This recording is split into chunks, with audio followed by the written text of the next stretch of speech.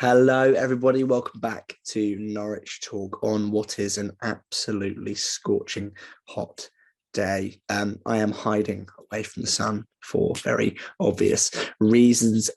This video is going to be a short one. It's going to be a sweet one. It's going to be kind of a thank you, but also a look forward. That thank you being to Christoph Zimmermann. Now, in my head, I thought, is it a bit far? Is it a bit extreme to make a thank you video for Christoph Zimmermann? But I think Christoph Zimmermann is the embodiment of a very important era at Norwich City, one that we have reflected on, but as he is that important sort of monument within that era, I'd like to say thank you to him personally, and also it's a good chance to have a little look forward. I'd like to say thank you for the comments and the likes, everything on as usual on the Keep Run or Sell series. It's gone down very well. I've seen some very interesting opinions, one that have since not swayed but influenced my own. So as ever, I enjoy the engaging discussion that we have in that series. I said Norwich City should keep Christoph Zimmermann. My point, in short, in that was key influence in the dressing room,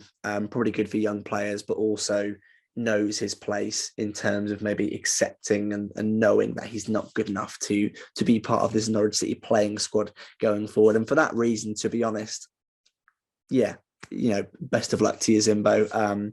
I don't think we'll be too fussed in terms of, from a footballing perspective, that he'll be leaving Norwich City. He was a good player, don't get me wrong.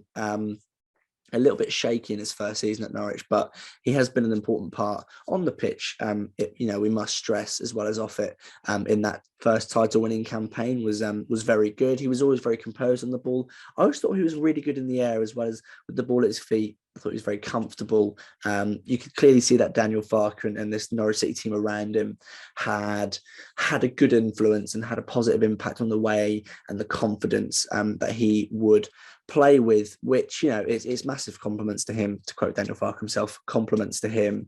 It's kind of a shame, but also, you totally understand the decision. Very injury prone. Remember that Premier League season where he kept getting injured when Norwich, everyone else in a yellow shirt was getting injured, as well as the fact that I think he lost that yard of pace, the very little pace he already had.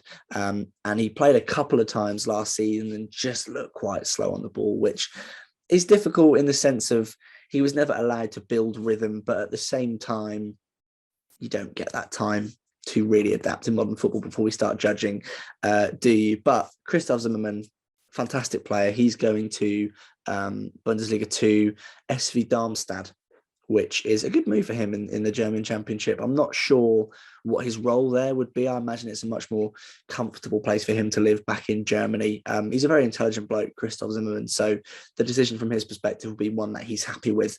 In terms of him going there, he'll be happy with the role he's given, I'm imagining, which is why he's going back. So from myself, and I'm sure all of you watching, big thanks to Zimbo. Looking forward now, that fourth choice centre-back role. I saw a tweet from someone that I really should remember the name of, but I can't find the tweet, otherwise I put it up on screen, where they basically made a fantastic point, which is the role he was playing in terms of on the pitch and being that fourth choice should really go to a youth player, especially in this new era at Norwich City, where Dean Smith is going to be wanting players that he's either bringing in himself from the youth setup or bringing in from other clubs, in the way Norwich City's transfer business has gone so far.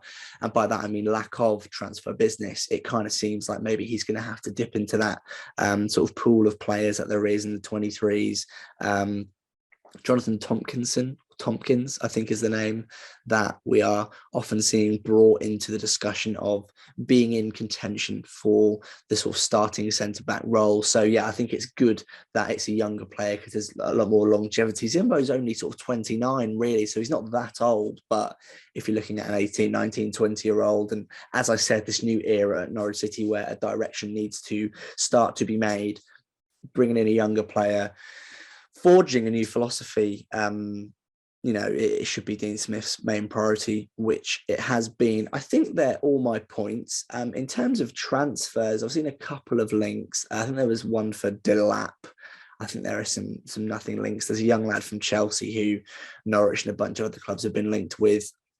If they don't develop any further, we won't make videos on them because it just doesn't seem worth our while. Fingers crossed something happens. Not that it's been poor or anything. I think Norwich's squad is looking quite strong, but it would be interesting, wouldn't it? And the last thing I want to say is the two kits for Norwich City are absolutely immense. My goodness, I very rarely will go and immediately buy a kit, but I've gone and I've bought both just as quickly as I possibly could, because the home kit for me is now my favorite home kit of all time. And and that includes the Asics tops, from before my time, and the away top is just, I already loved it, and then I bought it and I loved it that little bit more.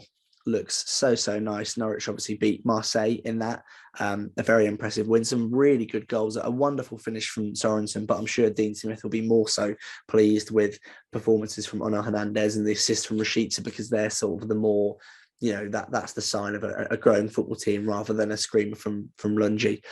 But it's looking positive at the moment. I'm sure Dean Smith will have plenty of criticism for his team to help them grow, but from our perspective as fans, given where we thought we were and the back end of our season, it could be a lot worse, couldn't it? But that is all for this video. I hope you stay safe in this dreaded heat. The next time you see me, I'm not too sure, to be honest. I'm hoping to do a podcast with Connor nice and soon, a nice live stream, so we can all just chat about Norwich City and catch up fully.